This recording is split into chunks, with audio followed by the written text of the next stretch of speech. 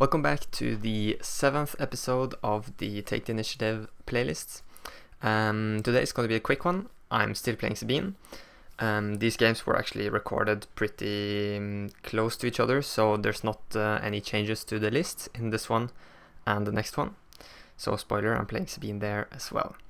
So I'm not going to discuss the list anymore and just jump straight into the game.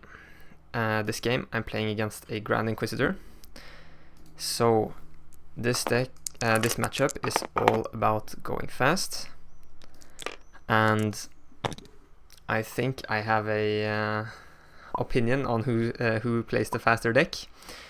Grand Inquisitor, of course, has the advantage that he can ready units, but we have in my opinion, bigger advantage, which is that Sabine deploys 2 turns earlier, and that's gonna enable us to just put so much more threats on the board and get in more damage that way.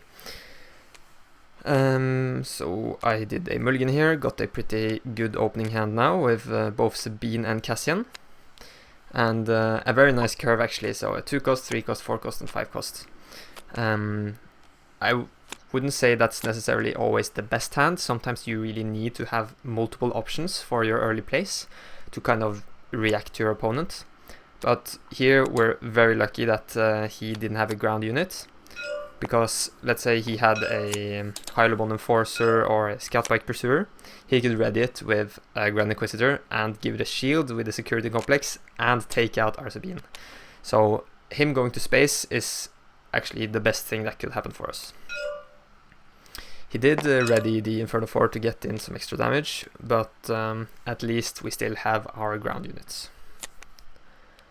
So now we're going to see a 5th brother, which is also pretty scary.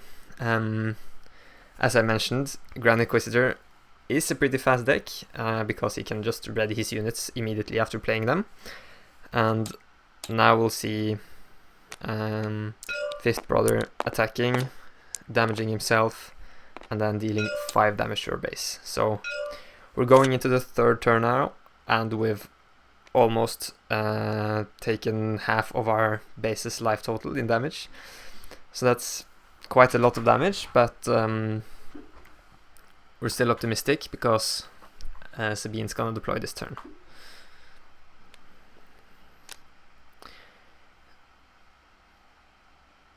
So the question is, in this matchup, is it just purely a race, or is there one of us who should trade and try to control the board? I think that's always not the same answer to that question. It kind of depends on what cards you draw, but I think that Grand Inquisitor would probably have a better chance if he would kind of go hard into the ground, use his base early and try to clear the board. But luckily for us, he didn't get a 2 cost in ground. So now we use the Dark Saber on Sabine. Our opponent only had 1 resource left, so we know there's nothing he can do about that. And here I actually decide to take out Delmico, because we get a good trade with Cassian, and then he won't be able to use that restore. GI readies his Hylobond Enforcer, which means that he can now kill one of our smaller units, but we still have Sabine. So this is looking pretty good for us. And now especially with 13 damage on both bases. So GI decides to use Security Complex here and take out Sabine. But then we get the initiative and we have a pretty solid hand. Being able to either ambush in Poe or even a Fleet Lieutenant could be good. And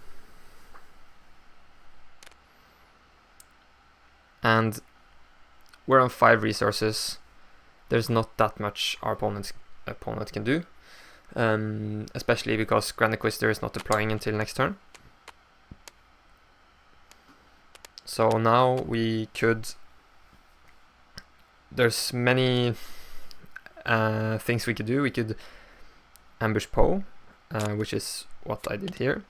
We could also have used heroic sacrifice on Cassian, just to get that 5 damage in.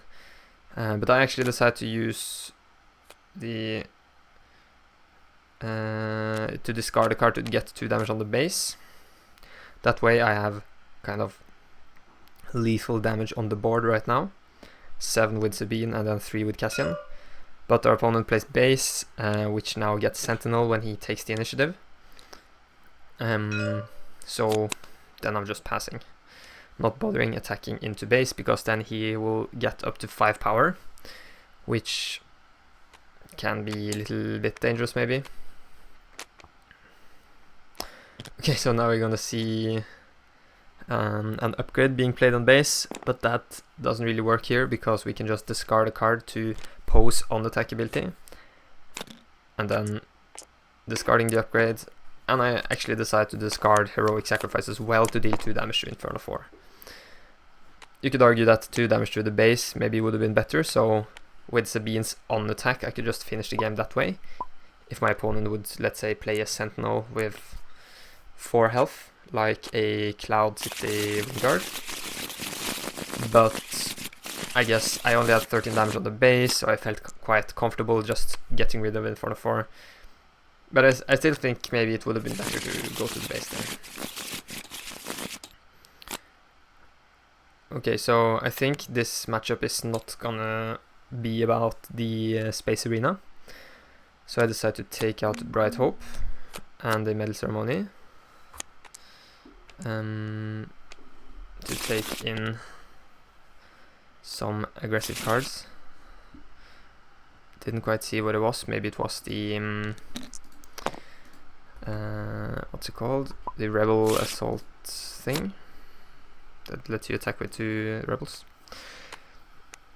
Alright, Forecast I Believe In is not a card you want to play in this matchup, because most probably we're both gonna have units on the board, and it's more gonna be about having enough actions to actually attack with the units rather than needing that reach that you would get with Forecast I Believe In. So here we have a pretty solid opening hand, and just like last game, he played in space and I decided to go to ground because I'm pretty comfortable I should be able to win this race. So I did not want to play the A wing there. Sorry about that. And then here I actually decided to resource a red 3, and that's because I know I want to play Wing Leader here, and having 2 2-cost ships can be pretty nice for next turn, because if I'm on 4 resources and I don't draw anything better to play, then it might be worth just getting 2 units on the board.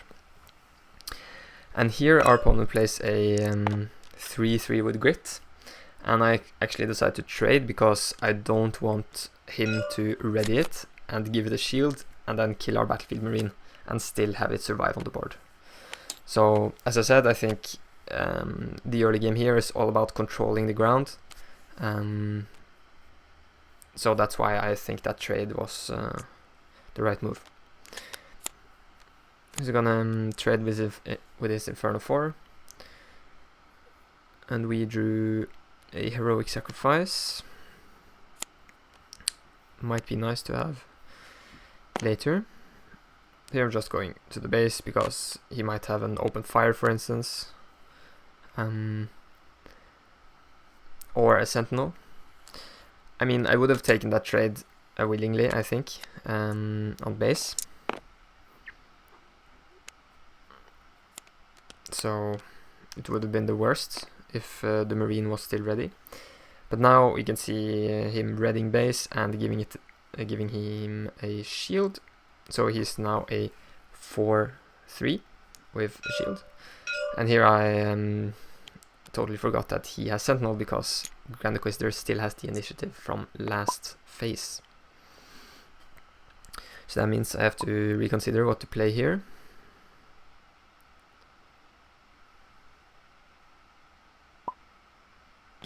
So since he's on 4 power, we could attack in with Sabine and just remove the shield. But I decided to see what he does first and just play my space units. And then I actually decide not to attack with Sabine. I guess the reasoning there could be that we maybe get some better answers from our top decks. For instance, a Poe, being able to use him with ECL, remove the shield token, and just kill base that way, and then still have Sabine pretty healthy. But I guess attacking would be okay just to get rid of that shield. So we're gonna see how we're gonna be able to deal with that now. And as you can see, even though our opponent didn't get the best start to this game either, he's still been able to deal 15 damage to our base. So that's a pretty fast deck.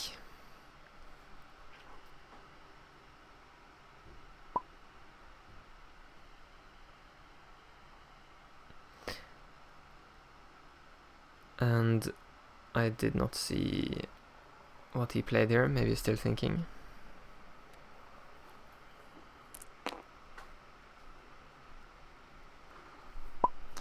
Okay, so he passed. I attacked with the Y-wing. He passed again. Attacking with the A-wing now. And now he decides to play Seventh Sister. So maybe he had some other cards in hand that he wanted to see if I was going to use anything. Because I guess Seventh Sister wasn't really worth waiting for.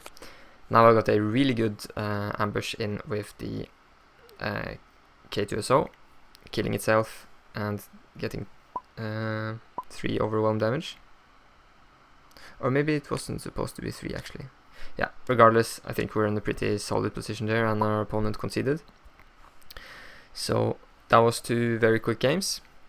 And that means we're now, let me think, 5-2. So we only have 1 more game to go, and if we're able to win that game, we probably will qualify for the Top Cut that runs in August. So that's super exciting, and I hope to see you in the next one. Stay tuned.